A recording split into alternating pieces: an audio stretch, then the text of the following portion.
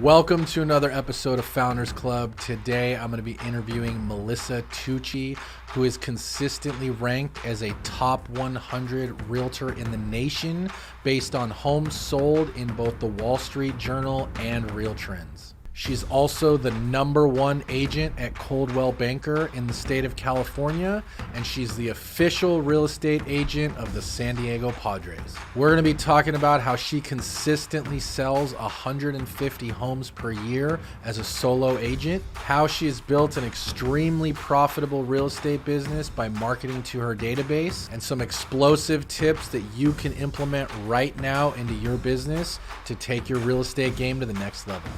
If you have any questions, put them in the box down below. Make sure you judo chop that like button so other people just like you can find this video. And as always, if you like money and you like real estate, this is the show for you. Hit that subscribe button and we'll see you on the inside. Welcome to Founders Club, the show for real estate entrepreneurs. So very excited to be here today with one of the top producing agents in California. In fact, the #1 agent at Coldwell Banker. So excited to have Melissa here to share some wisdom with us and kind of talk about your story and how you've built the amazing business that you've built. I always like to kind of start off things with kind of how you got in to the game of real estate and a little bit on your backstory, just so we can find out a little bit more about where you came from. Okay, well, sounds good. So I actually used to sell yellow page advertising, which is one of the harder sales. And so I sold the old Donnelly directory. I don't know if you remember that. I remember, yep. And it was interesting because, I've always had a really strong work ethic. I've had a job since I was like 9 years old. I grew up in Chicago. I have really strong Midwest work ethic. Right. It was literally hitting the pavement, calling hundreds of people a day. Cold. For every no, you had to wait, 100, 200 for one yes. Yeah. But it gave you, thicker skin, and it just taught me, how to really handle dealing with people, with sales.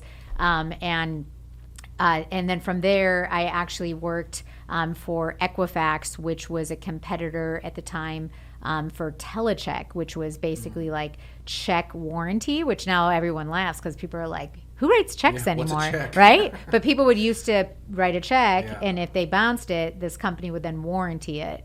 So, from yellow page advertising to that, to then I ended up getting my license, just more thinking like, I don't know if I really want to do real estate. Isn't that something where you have to work every weekend and every night? And I'm like, well, that's pretty much what I'm doing now, and I enjoy working.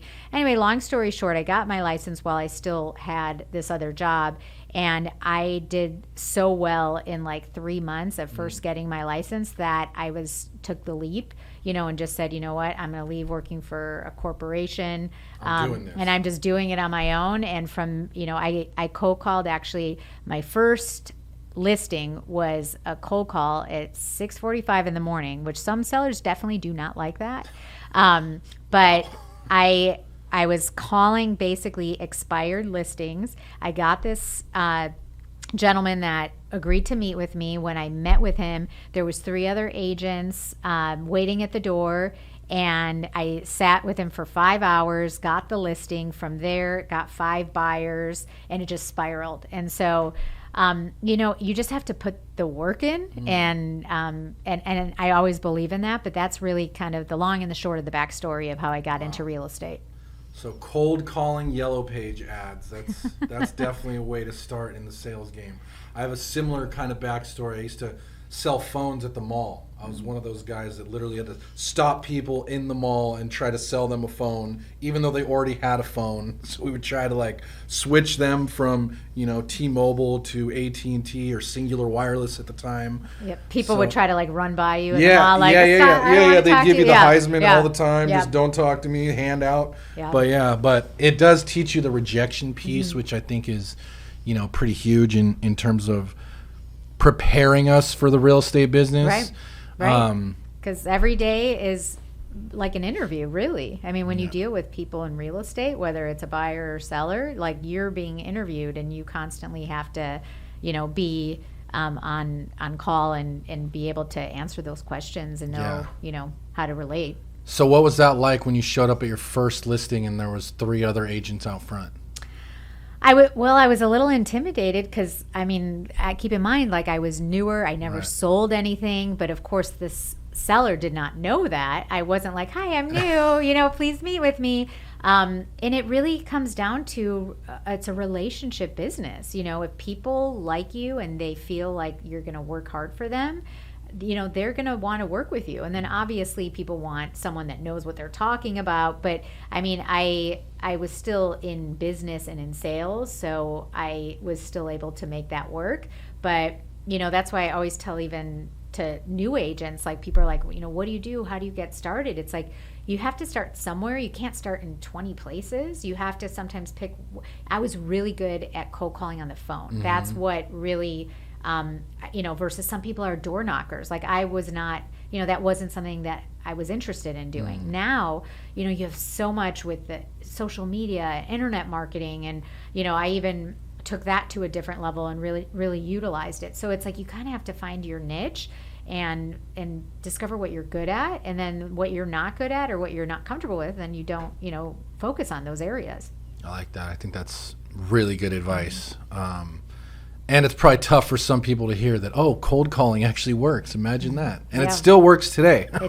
It does. It does. It's nice to get warm leads, which are more so what I focus on now that I've been doing this almost 22 years. Yeah. But I'm like, I feel like I've earned that. I've worked my way up that I'm able to do that. But no, I still will get people, that could still hang up, just because then I could call back and be like, I'm sorry, did our phones get disconnected? Yeah. Definitely used that line before. Yeah, exactly. So, yeah. Cool. Mm-hmm. Just got to give a quick shout out to this week's beer sponsor, South Bay Liquor. I want to give them an extra special shout out because they sent us some really hard to get beers. And this one is a peanut butter stout. So I'm going to drink this. I know I offered one to Melissa too, but she declined. So just putting that out there. I just think the presentation of that is amazing. Yeah, it literally looks I literally thought you were just eating, Skippy peanut butter out of the jar. Peanut butter for lunch. Yeah. Let's do it. So I actually, last time I opened a beer on the podcast, it exploded all over my lap. So I'm going to do this very delicately. There we go. Good job. Awesome. Cheers. Okay. Wow, that's really good. So you got in and you said in the first 90 days you decided to take the leap full time. What was it, do you think, that made you kind of level up in the business? Like, once you went all in and started building your business, what was it that got you from that to like the next level? I honestly, for me, it was internet marketing, and social media really wasn't a thing when I first started, but internet marketing, like in 2005, I was a test pilot for Zillow. Okay. And I was able to rotate in like practically all of their zip codes for a very nominal fee, which is unheard of nowadays. Yeah. Because everything was still, people were like, what's Xylo? What, it was just like all these new things coming out. And so I use that because you'll always have people that are not wanting change. Mm-hmm. And I was like, more. I want to do more. Like, what could I do different? Because you have all these, the real estate, typically people were just putting ads in like the newspaper, or they're just, like I said, door knocking, or just doing open houses, or doing mailers, which all are still great and work for people. But I just decided to take it to more on the technology side. And that's really, I think, what helped drive, my business to the next level, because I was able to meet a lot of people, even though there was still that cold calling aspect. Once I did get that connection with them, I was able to get so much more exposure from the internet. Okay, so you got on Xylo early and you started getting those leads, and then was it just get the lead and call, or were you like actually starting to build follow-up systems and all of that behind the scenes? How did you convert those leads? So a lot of it was that people would tend to email, and then we would email back and forth like 75% of the time. Some people would want to call right away, and then I would set the appointment via email. And texting again at this time wasn't, this was still like the BlackBerry phone hadn't come out yet, right? So people like now, like you forget because, like we have text, it's like you're instant on your phone, and which has made things, so much more and that's a whole nother topic where people expect immediacy, because if you don't answer or someone doesn't respond, they could get, 20 other people that could do that.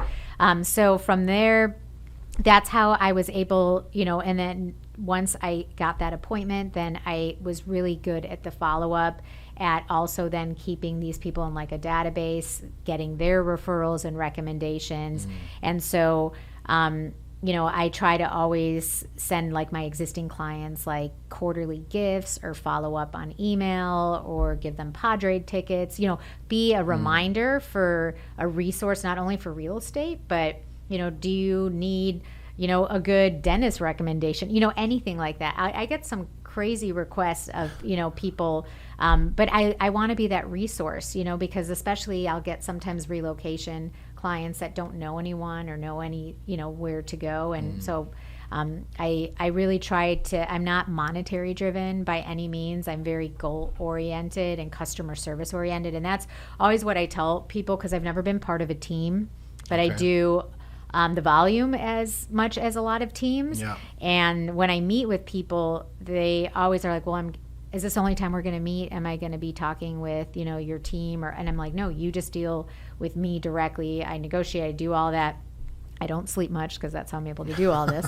But I mean, it's just how I operate. Like I want to be involved. I'm very A personality, so I don't know if I could let that aspect go, but that's what is a big selling point of myself to a lot of my clients, is the personalized customer service. Yeah, that's actually really impressive. So tell me about your setup now. It's just you. Do you have admins? Do you have buyer's agents, or how? Yeah, so I have an assistant. Okay. And I have a transaction coordinator that I use once I'm in contract. Right. So a transaction coordinator, for anyone that's not familiar, is someone that just helps with the paperwork, because we unfortunately have the most amount of lawsuits in the state of California. So you want to make sure you have everything triple checked, multiple eyes on all the documentation. Yeah. But I'm the only one that goes on any of my listing appointments. I'm the only one that talks to my clients. I'm the only one that gives the follow-up to my clients. My assistant does help with showings on the buyer side if I'm not available. If I'm available, I always try to meet my clients to show, because I also have a really strong background. Like my husband's a builder. And so by default, over the years, like I know what things cost for like HVAC, for plumbing, electrical, roof. Like I feel like I could quote as a contractor. So when I meet and show properties, and like I could give so much more versus like, oh, here's a bedroom, here's the bathroom. It's just kind of what's developed over the years. So I tend to, if I do show, it seems like my clients tend to make offers faster, because I could explain things right then and there versus having to come back and like regroup and talk about it. Yeah, that's definitely a value add, is knowing the pricing on what things cost, because oftentimes you'll hear, oh, I don't really like this one random thing in the house. Right. Well, okay, well, for X number of dollars, we can make that exactly the way you want it, or get rid of it, or upgrade it, or whatever. Right. Or like people are like, oh God, the paint is awful, I don't like this. Or, the carpet. I'm like, honestly, like you could, because I have great wholesale contacts. I'm like, you could have this whole house painted for under $3,500. And if you want a new carpet for $2,500, let's make an offer a little. You got a brand new house. Exactly. And they're like, really? I thought I had someone who was like, I thought it would be like $50,000. Like sometimes logic doesn't play a role, because like because this is what you do, but people sometimes just really don't know. So it's really interesting. Yeah. So how many homes are you averaging a year just by yourself? So it's typically about 150 homes a year. That's amazing. Yeah. That's amazing. I would say a lower year would be like 125. The highest I ever had was 175. Okay, so on that note, because obviously that's very impressive, especially with just an admin and a transaction coordinator, how are you setting up your days for success? Like, what does the average day look like for you? So I'm not, I really do keep schedules, but I also have to have flexibility because sometimes, someone might call. Like I got a listing because literally I was able to answer my phone and meet them that afternoon because I had a cancellation, and then they canceled all the other people that they were going to be meeting with afterwards. So sometimes timing is everything. But I have 3 kids and I'm married. So people are like, I don't understand how you do this. How do you do all that? Thankfully, my kids are old. When I first, I have a middle schooler, I have a high schooler, and I have a college graduate, and she has her own job now, Nice. so I have 3 daughters, so I really try to be a really good role model, as a female as well, in the business world, and do a really good example for my daughters. But it's interesting because and I do spend a lot of time with them, but it is quality over quantity. And, especially when they get older, they want to be with their friends and everything like that too. But I mean, I'm fortunate my husband's able to help with drop-offs and pickups and, be able to do that because obviously as much as I want to be in 20 places at the same time, I can't. But I schedule appointments throughout the day, and then my day does not end at 5 or 6 o'clock. Like I'll sometimes not get home till 7 or 7:30, and then I could still take calls. Not that I do this every day, but I will take calls. I mean, gosh, I've negotiated offers at 11 o'clock at night. But I find peace at like 10 to like midnight, like watching TV, being on my computer doing work. And I know some people find that pretty crazy, but it's just like I like responding. I like, just doing anything. And I still, during the day, check my emails and call people back. But I never turn it off. And I think that's the biggest difference. And that's not necessarily something that people want for themselves. I don't typically take vacations. It's like people are like, why don't you enjoy your life? I'm like, but I do enjoy my life because I enjoy doing this. Because you like what you do. Yeah. Right. But it's not work. It's a way of life for me. And it took me even like my mother who lives in Chicago is like, why don't you go on vacation? Like you work so hard and you should go here and here. And I'm like, but I live in San Diego, which is one of the best places to live in the world. And if I did take, 2 days off, it gives me anxiety, like not being connected to the world of my clients and stuff. So I'm like, why do that to myself? Which I know I get people just are like, I just don't understand. Like when people go on a 2-week vacation, like just them telling me that gives me anxiety for them. Anxiety, yeah. I was just like, how do you do that? And they're like, I just, I have this, and that's where a team is a good thing because then people could take over. But I've just worked so hard to build what I've had that because I've been approached to, partner or team. And it's not that I can't play well with others, but it's just I don't really want to. I'm more that personalized, customer service. That's impressive. As you look at me like, she's crazy. No. Because I mean, I obviously talk to a lot of people and you do hear both sides. And I think what keeps ringing in my head is our coach, Mike Ferry. He always says you got to be willing to get what others don't have. You got to be willing to do what others won't do. And I think most agents like the idea of selling 150 homes a year by themselves. But then when you reverse engineer how to actually do that, then they're like, oh, wait a minute. Like, I actually don't want to do that. And then, so it's just an interesting perspective on kind of how you set that up. So do you time block your days at all, or is it just kind of you go with the flow or live by a schedule, or what's? I try, if possible, to have more appointments, and then again, this is based on different clients' availability. But I in a perfect world, if I could have appointments between like 10 and 5, that would be ideal. But sometimes it's earlier, sometimes it's later. And sometimes I am going from Vista, like where it was yesterday. It was like Vista to Rancho Penasquitos to Chula Vista to Mission Valley to Claremont. I mean, literally, I work all over the county. For those that don't know, that's probably like 150 miles round trip. So funny story. So I try to get a new car every like 2 to 3 years, and I haven't even hit the 2-year mark, and I'm already at 65,000 miles. Wow. Yeah. because I drive so much from like north to south, because I have clients that want to go from inland to coastal, north to south. And, that's how selling as many homes consistently, like you learn different neighborhoods. And, you can't be a specialist in every neighborhood, but you could really get a good grasp on certain neighborhoods. And it's helped me too, because I'll have people that want recommendations. And because, I know so many different areas, it's been a positive, in that respect. That's a lot. 65,000 miles in 2 years. I know. I've signed the speedometer. I called the car salesman guy. I've gotten my car from him for the last 15 years. And he was like, what? I'm like, I'm selling I have so many appointments going from north to south so often. And that's what kills it. Yeah. It's incredible. Yeah. So how have you shifted your business, or what have you done to adapt to the new market conditions? Have you seen a big difference, or what are you noticing? So the interest rates definitely have played a big role on a lot of people's, I think, fear of the market.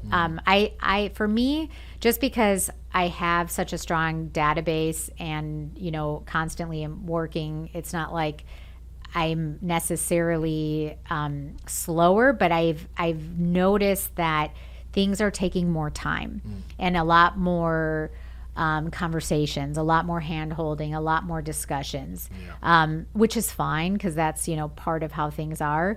But I noticed the biggest slow was probably October, November, December of last year, like 2022. That was like the shock. I think it was more so people were waiting. They were waiting to see what happened. They're like, I want to wait to sell, or I want to wait to buy. I want to wait and see what happens, because the market's going to crash. That's what everyone thought.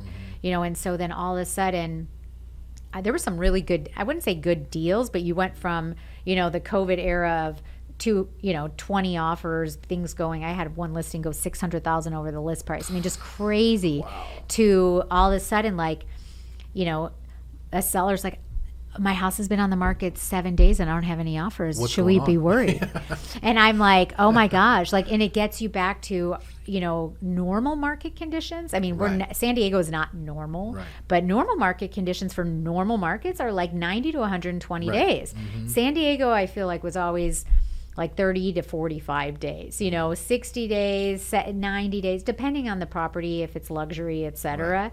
But it was just, I think the biggest hurdle has been getting realistic expectations.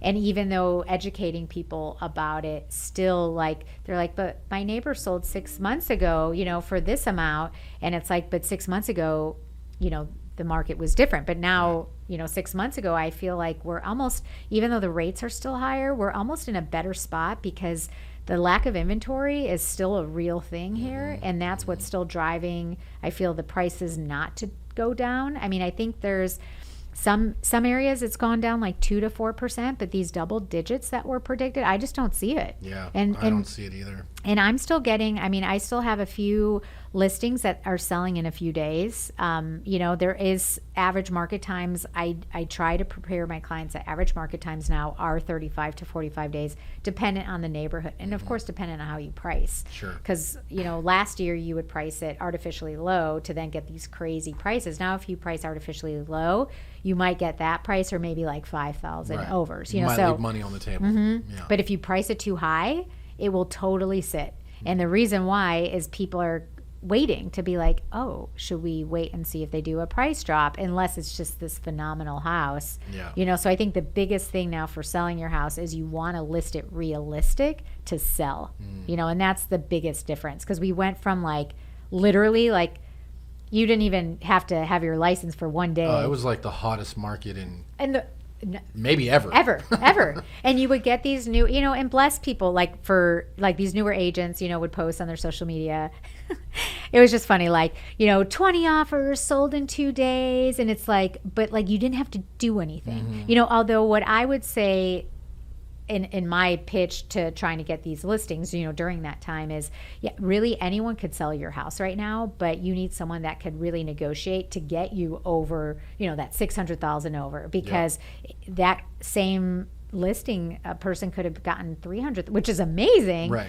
But I'm like, if I'm going to do this, I'm going to get you the most I could get, and not, that's just the way that the market was. So I think the negotiation factor had a big role in it as well. Yeah, I like that. And I like how you're positioning days on market is longer now and kind of preparing them for that. Because, yeah, when they ratcheted the interest rates up so crazy fast, I think there was a shock period where people were, like you said, kind of waiting to see what happened. But it seems like now people swallowed the pill on they are what they are now. And, we didn't see that any sort of a significant crash. And so now just getting back to normal, like when we looked at our numbers are very similar to what they were in 2018, 2019. Like if you just take out the pandemic era, we'll call it, where prices just went crazy. Like it is normal. Right. Normalized. Yeah, yes. Like normalized. It's stabilized, normalized. But it was such a fast, like, and you could, I don't know if you like felt kind of, it was almost like July, like you could feel something kind of changing in 2022. Like it was like, it was started in like the end of June, July, August. And then by like September, October, it got just where things were still moving, but there was a lot of people, like I had a lot of like higher end buyers that were, even though they're not affected by the rates, so like some cash buyers, if the higher the rates, usually then the lower the price, you get a better deal. And a handful of them were like, we just want to wait till first quarter and see what happens, And so, but the people that bought in October and November and December didn't have as much competition and are like, of course they were nervous at the time, but now they were like, of course, I made this great move, So it's like, if you do a good job, then you're this great hero. And then if you buy, everyone's worried about, buying it or selling at not the right time. And honestly, it's not about that. I mean, life, right? It's like things happen. And how are you having that conversation with your buyers to kind of, calm their fears and get them off the fence, so to speak? So some of them are decided to rent for a year, and they said if they could find something that they really like, they want to take their time. But, I have some buyers that want only specific neighborhoods or specific school districts or a specific elementary school even. That's really tough. Like there's one where literally there's only been one house in the last 4 months in their area that they want. So imagine that. Don't you think other people are feeling that way too? So then once something comes on, then there's 20 offers. It goes crazy high. But I work with a lot of also like trust sales, 1031 exchanges. You're on a timeline, and you have to sell. I have a client right now. They have a 2-bedroom house. They have 2 kids. They just found out they're having another, and they're like, we're busting at the seams. We need to move. It's like, yes, this payment's more than what we ultimately want, but we need to live our life and be happy. And so it's really dependent on people's situation. If they have the time, like I have one client that they literally have been looking on and off for 3 years. And there, of course, there was great opportunities, and they were just, some people are just not, decision maker oriented, and I'm not pushy by any means. But of course now they're like, gosh, we should have bought, before the height of COVID and everything. But it's like, I missed that 2.5% 30-year fix. Yes. Yes. And the thing is now the buyers that were, say, like a $1.5 million approval, they're looking under $1 million based on the comfort level and affordability with the rates. It's crazy how much the price point. But even that being said, that's not changing. There's still $2, $3, $4, $5+ million buyers out there. I mean, San Diego also, though, does have, a lot of, science. There's a lot of technology. I mean, you have just like Amazon. I mean, there's so much here and so much high earning individuals that I don't think we're affected as much as other areas. Yeah, that's for sure. Yeah.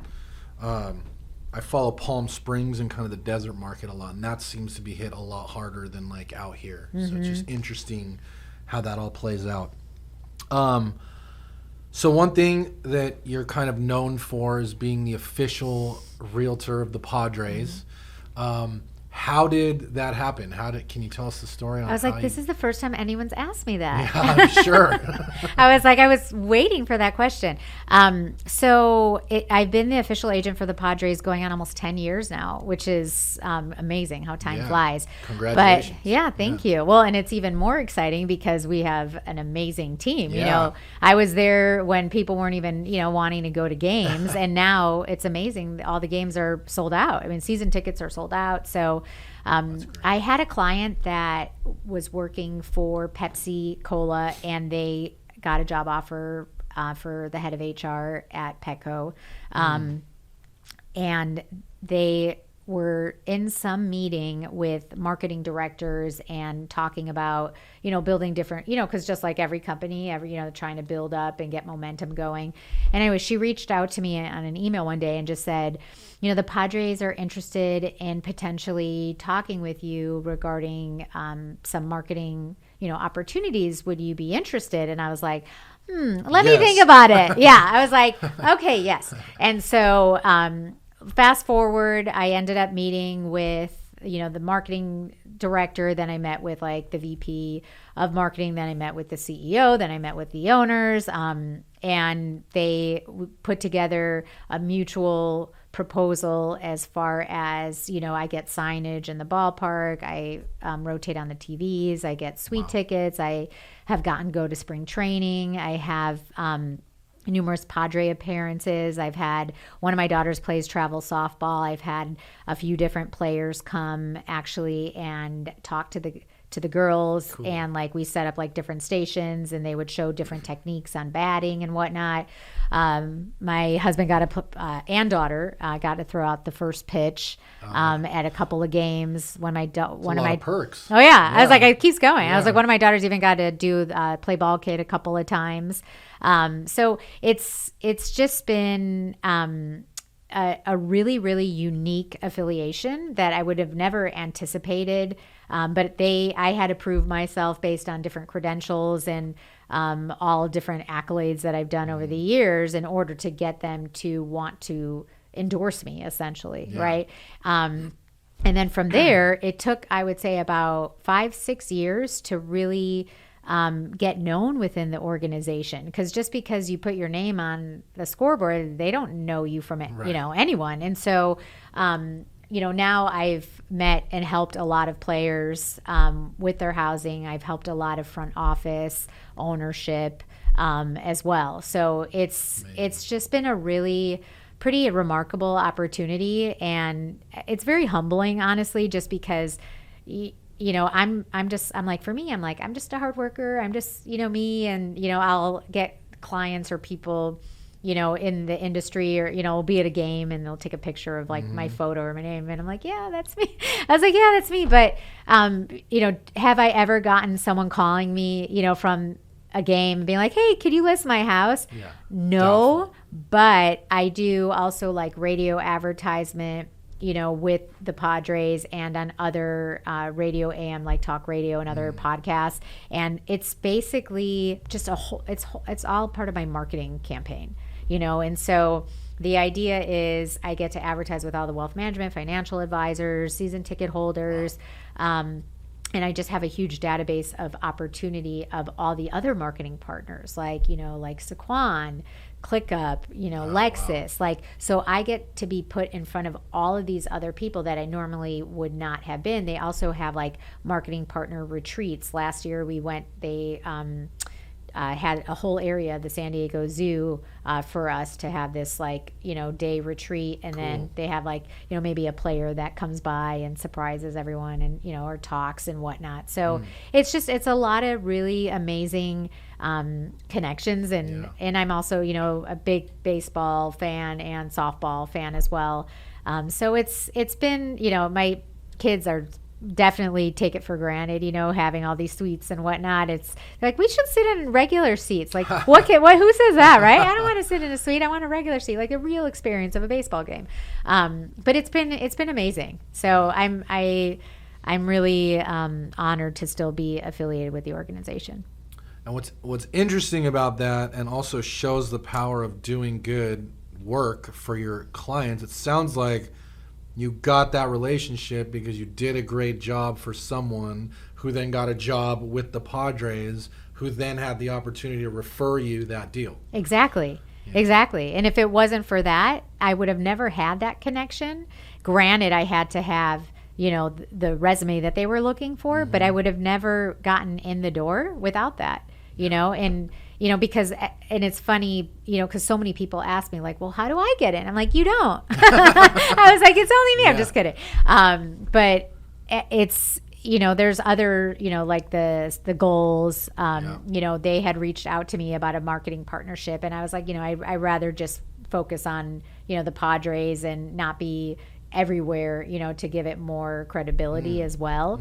But I'll get a lot of, agents that want to like specialize in, athletes and just, unfortunately we don't have a huge amount of teams. We have still have lacrosse and we still have hockey, but it's not like we have a football. We don't have basketball. I'm part of something called the Sports Star Relocation Network, which is a network of agents across the nation that deal with athletes. And, because so many of these athletes get traded and need places to live, that's a great referral network, and also it's of their financial and wealth management advisors too. So that's been a nice resource to be affiliated with. But all of those agents have like 5 sports teams in their city, and I'm like, I really just have made pretty much one, even though the Padres. Right, exactly. Yeah, that's cool. I actually saw that on your website, and I was going to ask you about that in terms of like the relocation business and kind of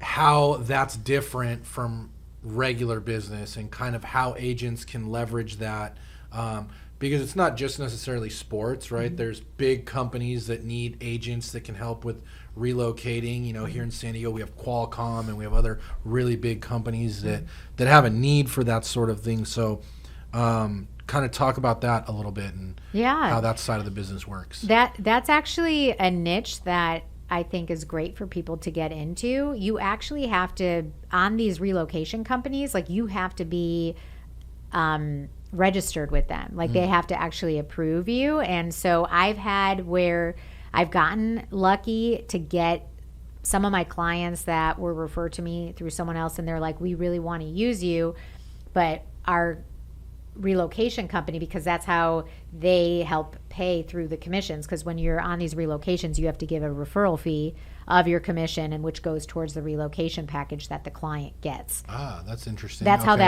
that typically works. And some of them are really hefty actually. Some of them are like 37 to 45% of your gross commissions. Average referrals in the industry from like agent to agent is typically 25%. But the relocation is the most, and the reason being is when these companies offer, to say go work for Apple, they're going to pay for the move. They're going to pay for, the housing expense. They're going to pay for the cleaning. They're going to pay for their hotel. All of that gets absorbed from that referral fee, and that's why they need to have an agent, so that way that agent pays that referral fee, and then that helps them.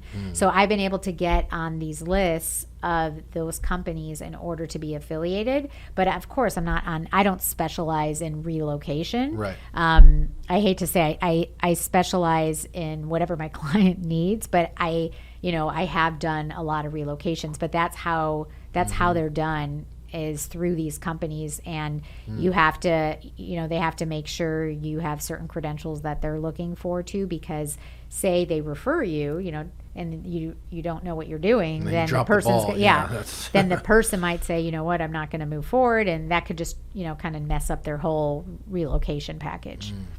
So it's an interesting, same thing with when people were doing foreclosures, that was the big thing. Like, well, how do you get a foreclosure listing, right? You had to be, there was a laundry list of people that had, a contact with an asset manager. They were all wine and dining the asset managers. But it was like, once those relationships though were built, it was hard to get in, so like times like now are when you want to build those relationships when they're not really being utilized.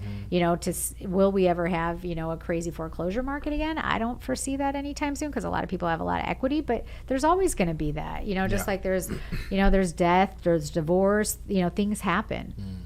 So Yeah, no, that's interesting, and I agree that is kind of a niche that most people aren't looking at. Like they're not even thinking about it. So try it. Maybe apply with some of these relocation companies, even if you got to give up a piece. If they're sending you a consistent stream of business, it's probably worth it. I always say something of something is better than nothing of nothing. That's true. Yeah. That's I mean, true. and those referrals, if you people are like 40%, that's crazy.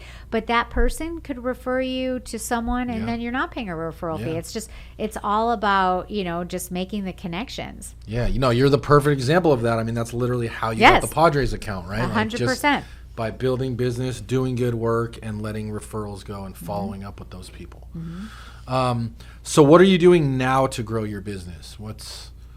I actually am trying to focus on all of my past clients and just being a reminder to them that I'm here if needed. And it's really actually helped get a lot more referrals.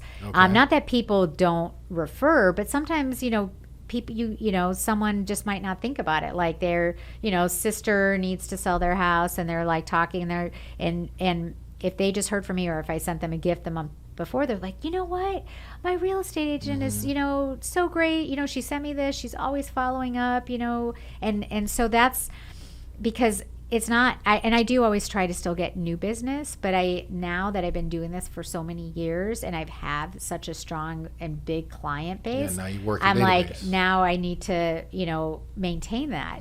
And so I don't do it for every single client, but I send out quarterly gifts during times like end of January, end of April, end of July, and then end of October. So not during like the holidays, because they're bombarded with other gifts, but and they're thoughtful, like whether it's like a cookbook, there was like table talk, different like questions, like if you have friends over, like a conversational game. Cool. One of them, for the new year was like a goal-oriented quotes and calendars, and I've actually gotten where clients will be like emailing or calling me and be like, I love when I get a gift from you, and it's so meaningful, and I use it all the time. So stuff like that I started doing a couple of years ago, and it's made a really big difference. That's great. So it's a quarterly gift. I definitely like the tip on don't send it during the holidays, right? Like don't send a Christmas gift. That's definitely not going to help. But still send like a it's card. Nice. Yeah, it's nice, but it won't get the notice that a February gift would get. So you're sending a quarterly gift. What are you doing in addition to that database? So I also do send holiday cards as well. And then being with my Padres affiliation, I do get a lot of tickets. So I will just reach out and call or text some clients and just say, hey, I have a ticket for May 2nd for 4, would you like them? And just randomly, make connections, or just, randomly send an email. I just want to be present, so that way if there is ever a need, that they'll think of me. And then of course it's nice when people, because of course there's a lot of people that go to the Padre games, especially now this year, people will just see me, and then that will help them remind as well. So that's pretty nice. But I do a lot of social media marketing. A couple of years ago I hired a marketing company that posts 5 times a day for me on like Instagram, Twitter, YouTube, LinkedIn, Pinterest, Facebook. Okay.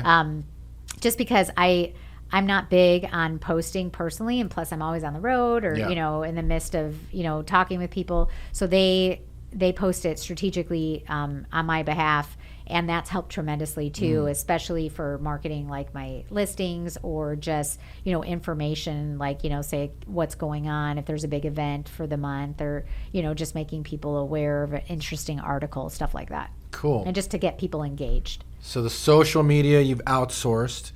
5 times a day you're posting, and is that just are you approving that content, or I am. I Okay. am, but there's still a little, because I trust the person Yeah, they've that's got doing probably it. a groove Yeah. now to Exactly. where they know your voice and Yes. they know everything. And Exactly. Like there's certain things I wouldn't say or do. And so there's been of course, just like with anything, there's Yeah. a learning curve of Yeah. that.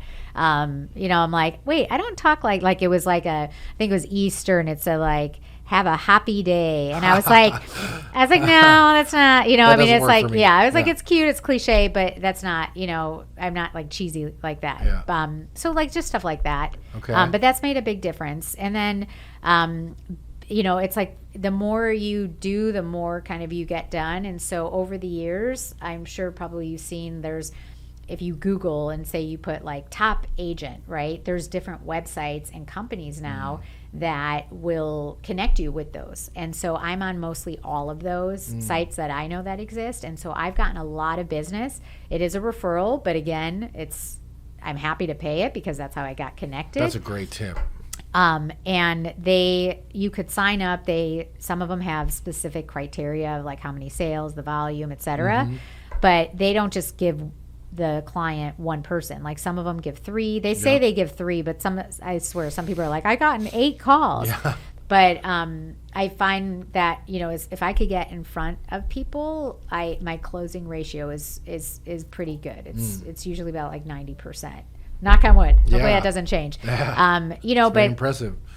Because it's that personalized, customer service, and I don't need the sale. I want the sale, and I want to help them, and I that's like what drives me is like getting people's like exceeding their expectations.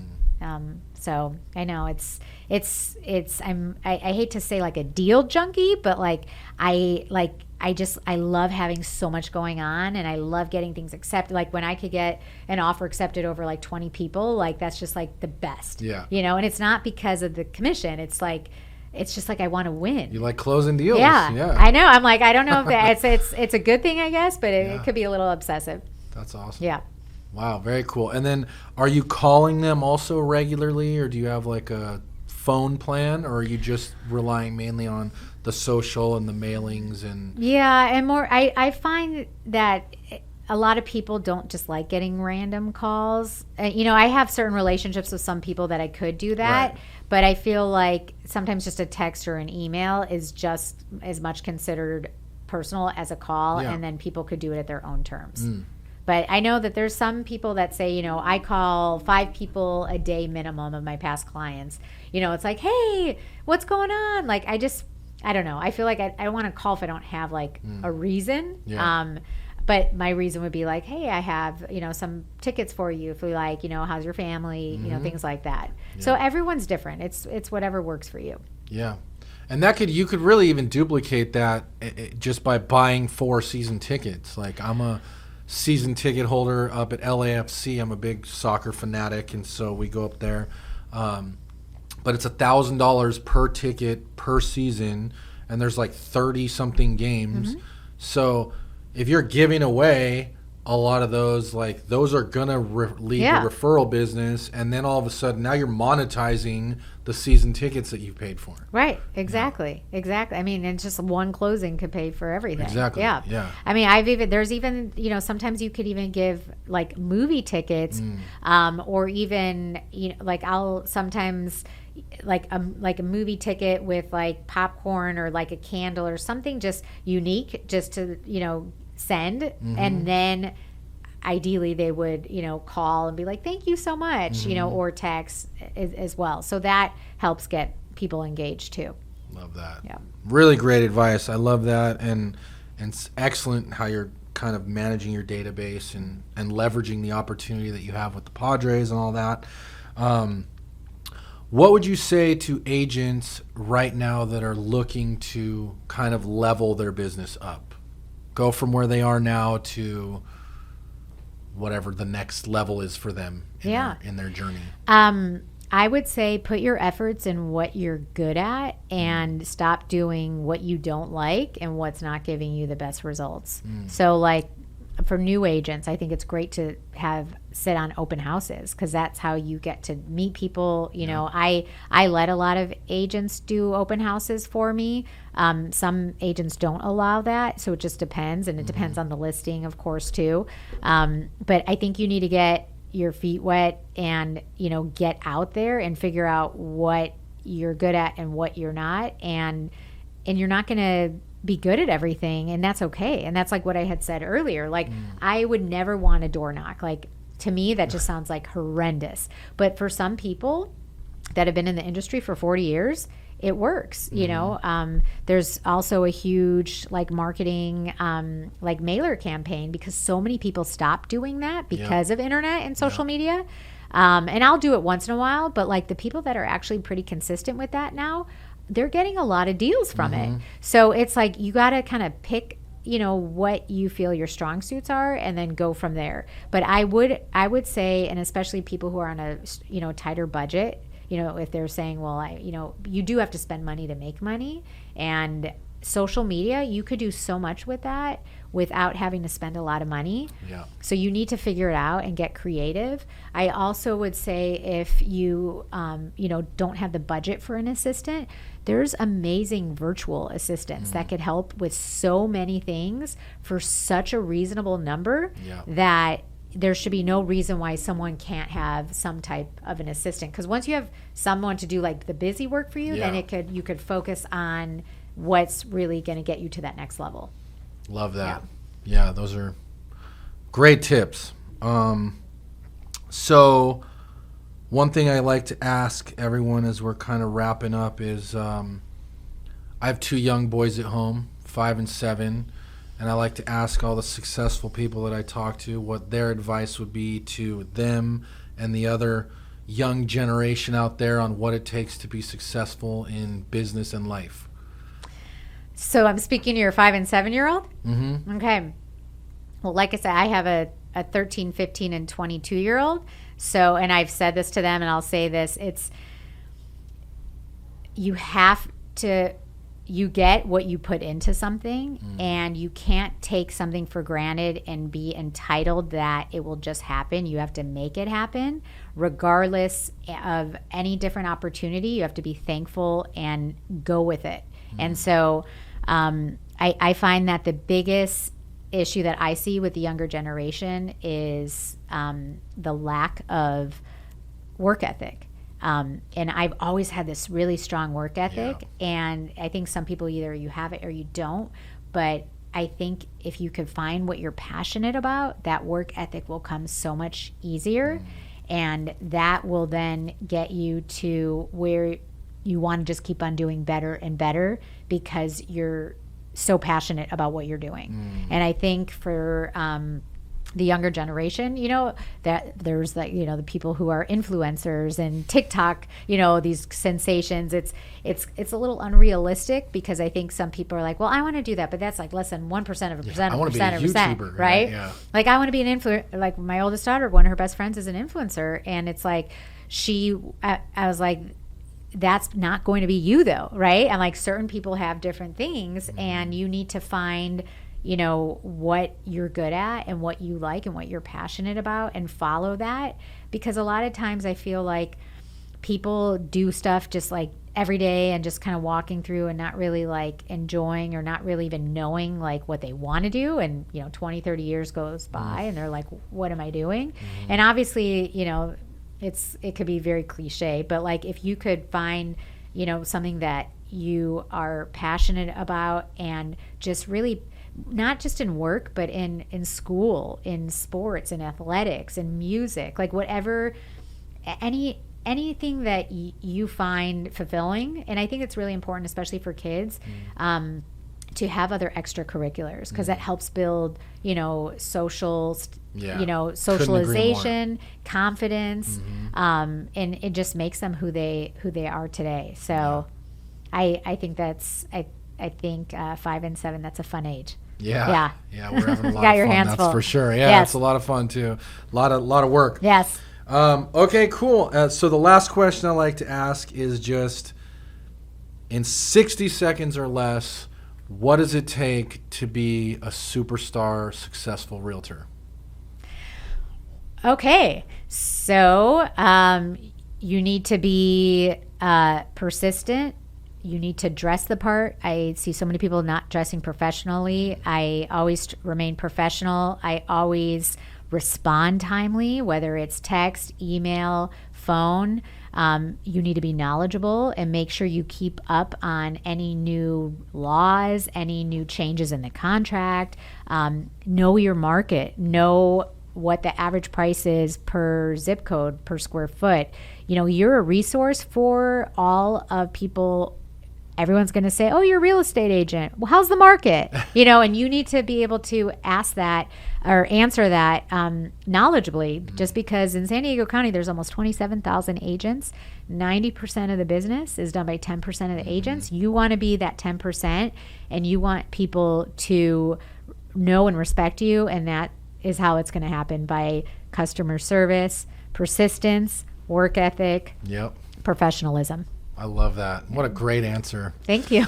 Well, this has been a really awesome interview. I appreciate your time and taking the time out of your very busy schedule to come and talk to us. And if you guys have any questions, put them in the comments down below. As always, make sure you hit the like and subscribe button, and we will see you on the next one.